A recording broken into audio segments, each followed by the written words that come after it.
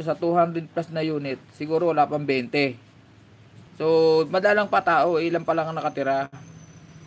Ngayon, si Mrs., kaya ko siya sinama para pakita ko sa kanya yung lugar, yung bahay. Nakita niya na maganda, up and down, bawat isang unit up and down. Tapos, pinakita ko sa kanya, yan, pwede na tayo dito magtinda-tinda, may shop natin, dito ko ilipat. Malayo bro, malayo palabas. Ngayon, nung pauwi na kami, sabi ng misis ko sa akin, kasi inabot na kami ng medyo hapon eh.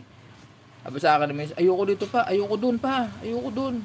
Ang layo-layo, para walang mga tao, ganyan. Ngayon, siyempre, alangan namang pilitin ko si misis, di,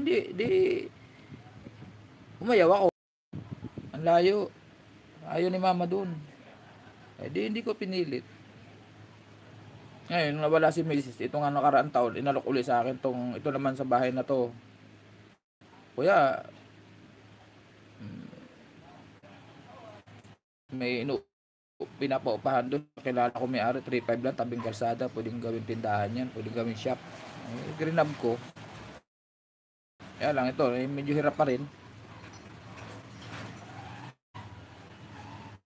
Gina-jogging ko, magmula dito sa bahay, hanggang magmula rito, hanggang doon sa highway. So kaya pag nag-jogging ako tuwing maga, balikan, 6 kilometers ang dinalakad ko, lakad, takbo, lakad. Ngayon, magmula doon sa highway naman, another siguro kung mga 4 kilometers. Mga 4 kilometers siguro o 5 kilometers magmula sa highway. So lahat-lahat mga 8 kilometers magmula dito hanggang bayan. 8 kilometers. Malayo-layo rin yung bro. Ganun kalayo yung bayan. Nung araw, dito, walang mga tindahan, hardware. Pag napundihan ka ng ilaw, pupunta ka pa ng bayan, which is 8 kilometers away ang distance magmula dito bago ka makabili ng bombilya.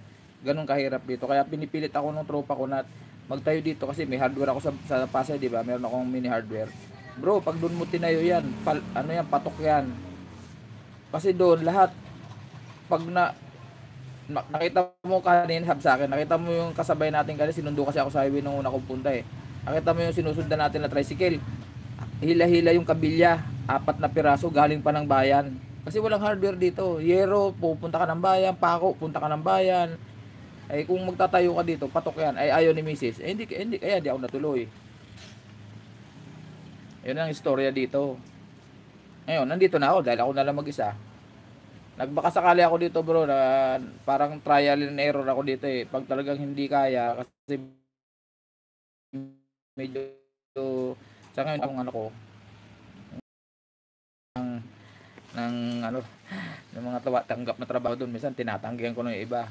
Ay dito siguro sana ay sayang naman, sayang nga.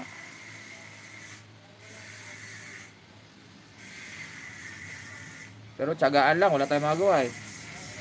Magkasano, tsaka ano bro, isang dahilan din kung bakit ko tinanggap to dito kasi parang gusto ko rin magpahiyang ba. Alam mo bro yung tinatawag, parang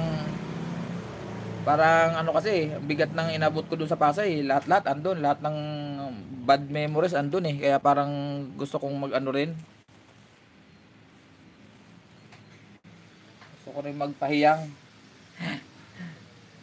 lahat ng hirap na inabot ko doon, pandemic, si Mrs., naibenta ko yung bahay ko sa Taguig, lahat.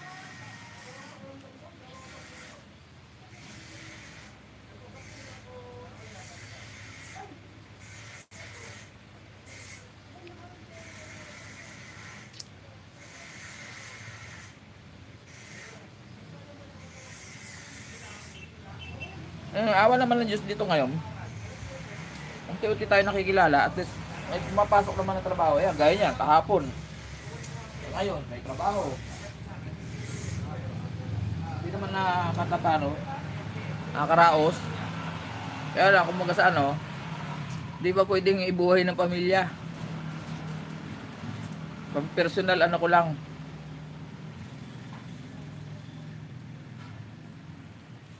Maiyak na ako, host. Then, kwento lang.